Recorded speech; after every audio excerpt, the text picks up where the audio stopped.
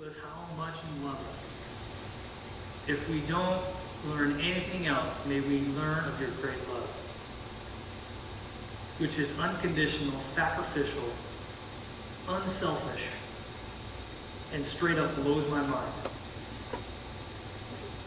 So once again, I pray I would be out of the way, simply being a servant, sharing your scripture, for we ask in Jesus' name. Amen. Love is dangerous. Would you agree with that? Let me ask another question. Have you personally experienced that and known that to be true? I have. For example, do you remember that first time you fell in love in junior high? It was a girlfriend or boyfriend that you fell madly in love with, but somewhere in the 2-week relationship, something went bad. Maybe you forgot to throw the gum in before you talked to her. Maybe you thought it'd be really cool to show her how loud you could burp. And the next day you got dumped. Your heart was shattered, man, into pieces.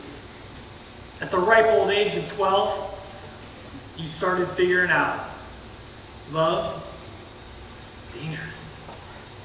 Or maybe some of you waited until high school, college, and sure enough, you walked onto that campus and you started walking into the waters of dangerous love, and there he was. He was the captain of the wrestling team, and you fell for him.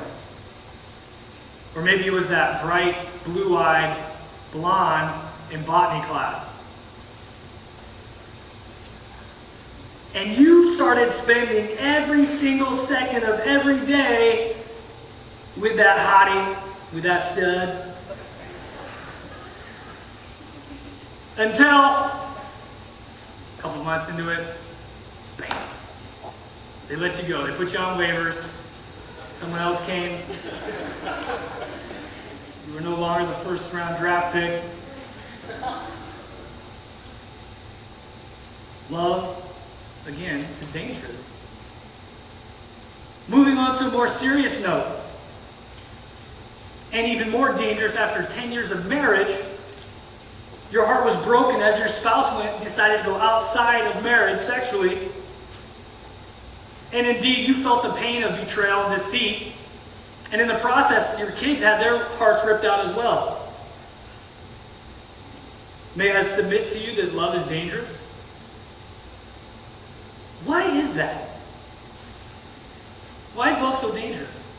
Well, because for true love to exist, choice must be involved. And with choice, now there enters the possibility of rejection and pain. And that is dangerous. Now, let's say, for instance, what if choice wasn't involved? What if choice wasn't involved? There probably wouldn't be any possibility of meaningful relationship, would there?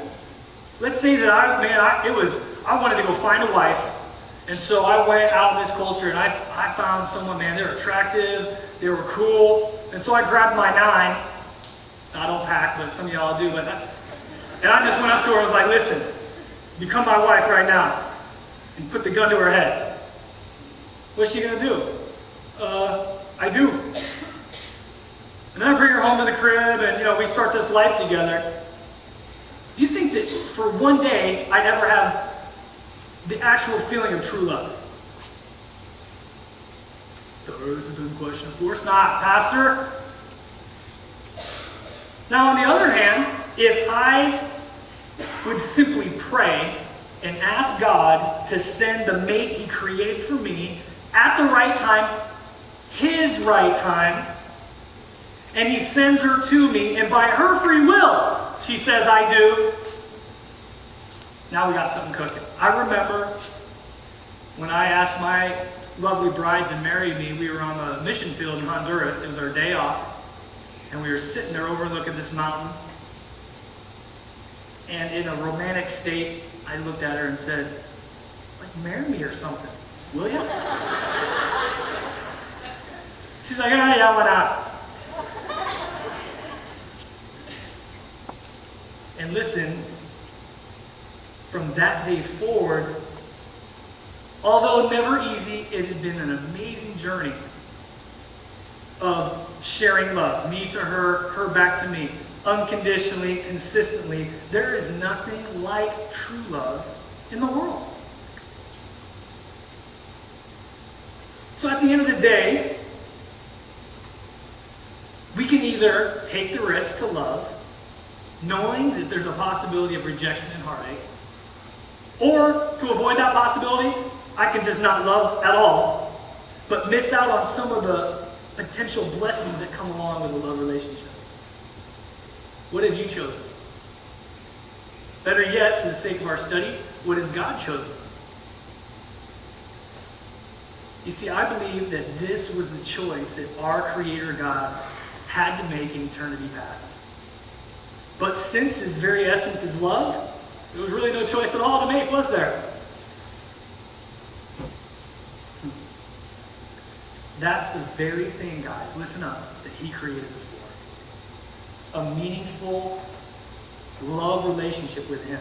Knowing that all the chaos and all the pain and all the tomfoolery would result in some of those people rejecting Him, He would still make us in His image, in His likeness, with the capacity to choose. Because there is no other way.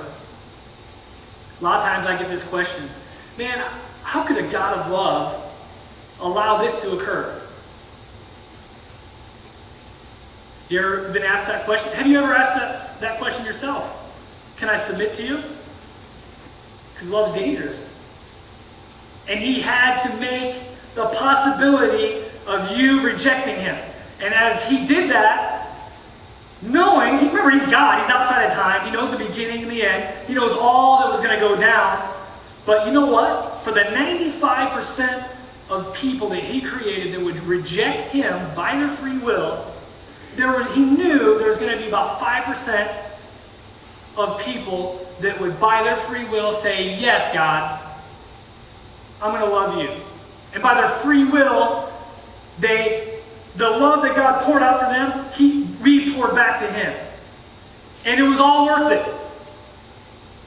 But now all the chaos is going on in this world because we shot ourselves in the foot, rejected God, and the Bible's out of school, the Bible's out of this and that. And then we sit and wonder why tragedy's going on? Why did God allow my brother to get drilled by a drunk driver? Dangerous. Why did that happen? Because He knew it was the only way to have meaningful love relationship. Pastor Chuck puts it this way in his devotional, The Wisdom for Today. Choice is a wonderful thing, but it can also bring devastating consequences. Let me try to illustrate this to you. Some of you parents in here have prodigal sons, prodigal daughters. Maybe some of you in here are parents, you have young boys and girls that the bulk of the time disrespect you, never take your advice, and just cause chaos and pain in the family. Let me ask you a question. What would you rather have? Still have that child and experience the 5% of good that you have with them? That time where they do finally jump up in your lap and say, Daddy, Mommy, I'm sorry, I love you so much. Or would you rather just squash the kids all together? I'm probably going to submit to you that you'll put up with the pain and heartache because you love them so much. And there's nothing cooler when you can share this love with them. We're going to dive into this topic a little more. Turn to Genesis chapter 3. And we will see how this whole deal started and how we find ourselves in the state that we do today. Let's bring us up to speed.